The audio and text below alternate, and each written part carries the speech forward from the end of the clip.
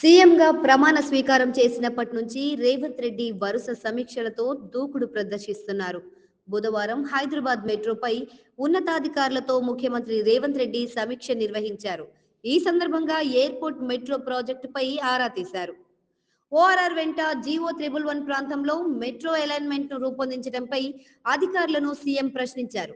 ఇప్పటికే ఓఆర్ఆర్ ఉన్న నేపథ్యంలో రాయదుర్గం నుంచి శంషాబాద్ ఎయిర్పోర్ట్ వరకు నిర్మించాల్సిన మెట్రో టెండర్లను నిలిపివేయాలని ఆదేశించారు.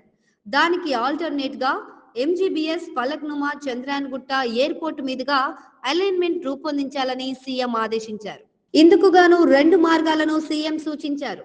చంద్రాయన్గుట్ట, మైలార్దేవ్పల్లి, జల్పల్లి విమానాశ్రయం P7 రోడ్డు ఒక రూట్ కాగా, చంద్రయాన్గుట్ట, బార్కాస్, పహాడి షరీఫ్, శ్రీశైలం రోడ్డు మార్గాన్ని అధ్యయనం చేయాలని, రెండింటిలో ఏది తక్కువ ఎక్స్పెండిచర్ అవుతుందో ఆ మార్గానికి అలైన్మెంట్